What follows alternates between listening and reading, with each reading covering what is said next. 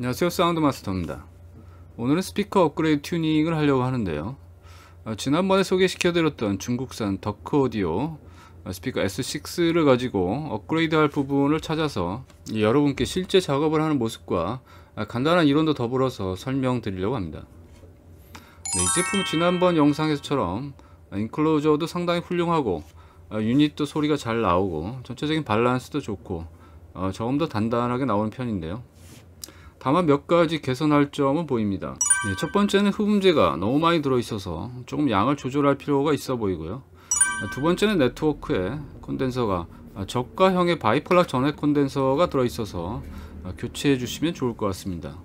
10만원대 저가형 스피커지만 조금만 손을 봐주고 조금만 투자를 하면 또 수십만원대 스피커처럼 소리가 잘 나올 수도 있으니까 한번 시도를 해보는 것도 좋을 것 같네요. 먼저 흡음재는 스피커에서 두 가지 역할을 합니다. 밀폐형 스피커에서는 우퍼 뒤에서 나온 소리를 아예 사용하지 않으니까 이때 흡음재로 소리를 죽이는 역할을 하는데요. 이 제품은 밀폐형이 아니고 저음 반사형이라서 그렇게 많이 넣게 되면 또 오히려 소리가 답답하게 나올 수 있고 개방감이 떨어집니다. 저음 반사형은 우퍼 뒤에서 나오는 저음을 반사 포트로 내보내서 다시 앞에서 나온 저음과 합쳐서 소리를 더 깊게 내려가게 하고 저음의 양감을 늘리는 역할을 하는데요. 그래서 어느 정도 우퍼 뒤에 나오는 그 음파가 반사 포트로 나갈 수 있게 길을 열어줘야 됩니다. 흡음재가 꽉 차 있어서 원래 양이 한 40% 정도를 덜어 주었고요. 뒤쪽에 반사 포트가 보이도록 길을 좀 열어 주었습니다. 앞쪽에 있는 흡음재를 다 빼내도 뒤쪽에 또 흡음재가 보이는데요. 특이한 건 중간에 격벽처럼 보강재가 서 있습니다. 보강재는 보통 가로로 넣어서 구조적인 보강을 해서 인클로저의 진동을 줄이는 역할인데요. 세로로 서 있는 건 처음 봅니다. 아마도 네트워크를 붙이려고 가운데 넣은 것 같네요. 흡음재를 많이 빼내서 이만큼이 나왔는데도 아직 많이 있네요.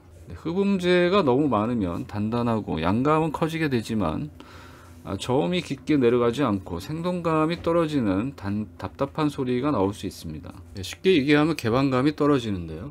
흡음재를 내부에 다시 붙일 때는 이런 목공 본드를 이용해서 다시 잘 붙여주시면 되고요. 그리고 또 한 가지 흡음재 역할이 있는데요. 흡음재는 스피커 내부에 최적을 커지게 하는 효과가 있습니다. 이론적으로는 저음이 최대한 깊이 내려가려면 통의 크기가 크면 클수록 좋은데요. 그렇지만 냉장고만한 스피커를 만들 수는 없으니까요. 그래서 흡음재를 넣게 되면 같은 최적에서 마치 크기가 커진 것과 같은 효과를 볼 수 있다고 합니다.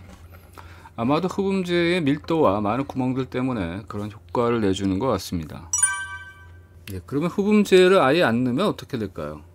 흡음재를 아예 안 넣으면 최적 문제도 있지만 내부에서 소리가 반사돼서 정제파가 생기게 되고 소리가 특정 주파수에서 울리게 돼서 중저역대가 시끄러워집니다. 그래서 흡음재는 필수고요.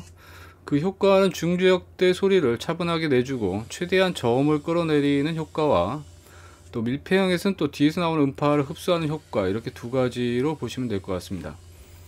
문제는 양을 조절하는 게 쉽지 않은데요. 적당히가 참 어렵죠. 여러 번 시행착오를 하는 수밖에 없는데요. 조금씩 가감을 하면서 양을 조절하시면 될 것 같습니다. 다음은 네트워크에서 콘덴서 교체를 해볼 건데요. 일단 저 네트워크를 분리하기가 상당히 어려웠습니다.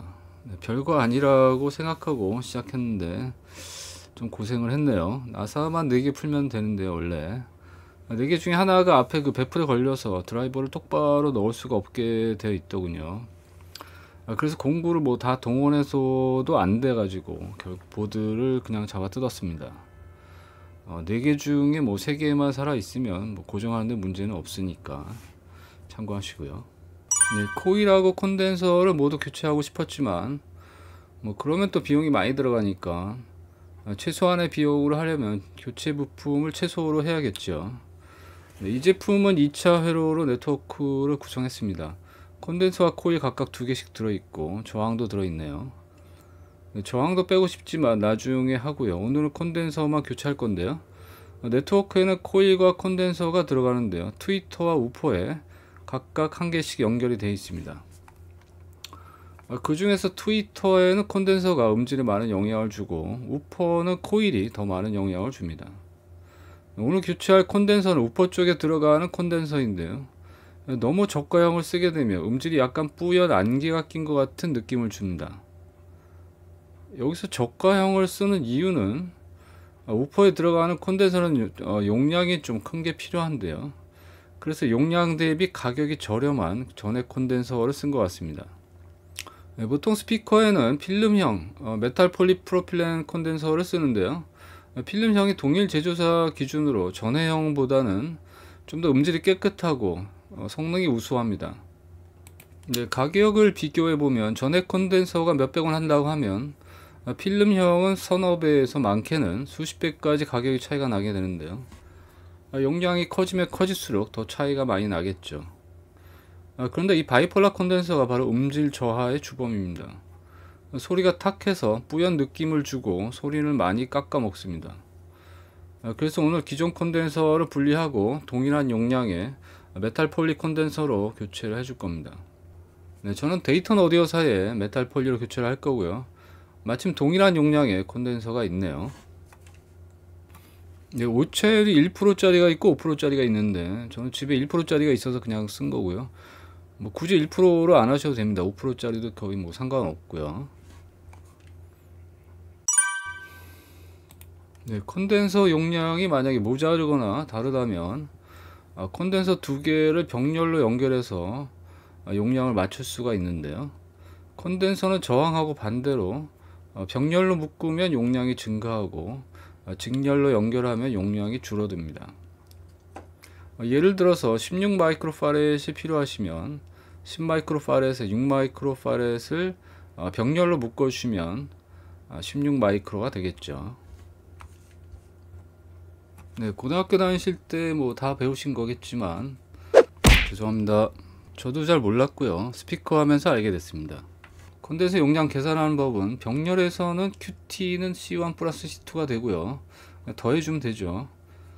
직렬에서는 QT분의 1은 C1분의 1 플러스 C2분의 1이 됩니다. 반대로 해야 되는 거죠. 기억이 아마 나실 겁니다. 자, 그럼 교체 후에 음질을 비교해 보시겠습니다. 사실 음질 차이는 미묘한 차이라서 유튜브 상에서 잘 전달이 될지는 모르겠지만 일단 중고역이 상당히 깨끗하게 나옵니다. 기존의 탁한 소리에서 훨씬 깨끗한 소리를 내주는데요. 잘 느끼실지는 모르겠습니다. 오늘 앰프는 야마하 RX201을 사용했고 DAC는 아이마의 DAC4를 이용해서 스마트폰으로 블루투스로 연결했습니다. 한번 들어보시죠. Where I told you no matter where I go, I'll never leave your side. You will never be alone. Even where I told you no matter where I go, I'll never leave your side. You will never be alone. 저역에 들어가는 콘덴서를 교체했지만 중고역대가 같이 생동감 있게 아주 깨끗하게 나오는 게 신기합니다. 다음은 첼로 소리 들어보시고요.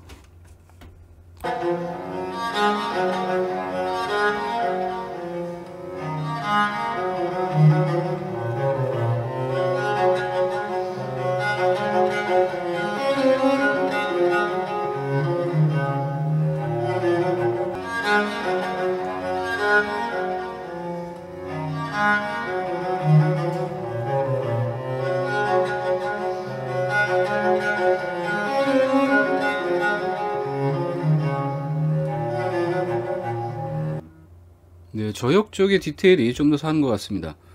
다음은 저역의 깊이가 어느 정도 차이가 나는지 한번 들어보시겠습니다.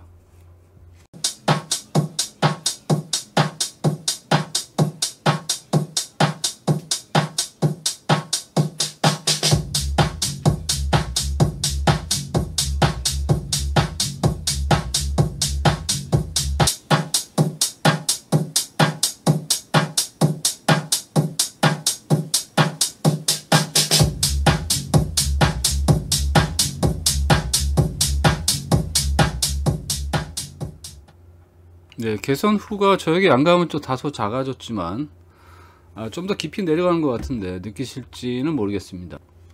자, 오늘 이렇게 저가형 스피커지만 흡음재 튜닝도 해보고 콘덴서도 비싼 거는 아니지만 한 2만원 정도 들여서 교체를 해보았는데요. 근데 투자한 비용에 비해서 훨씬 큰 효과를 가져온 것 같아서 약간 보람이 됩니다. 물론 손이 좀 고생했지만요. 혹시 여러분도 가지고 계신 스피커가 개선이 좀 필요하시다면 한번 시도를 해보시기 바랍니다. 자, 오늘 영상 여기서 마치겠고요. 다음엔 네트워크 이론편에 대해서 영상 준비하려고 합니다. 자, 도움이 되셨다면 좋아요, 구독 부탁드리고요. 감사합니다. 사운드 마스터였습니다.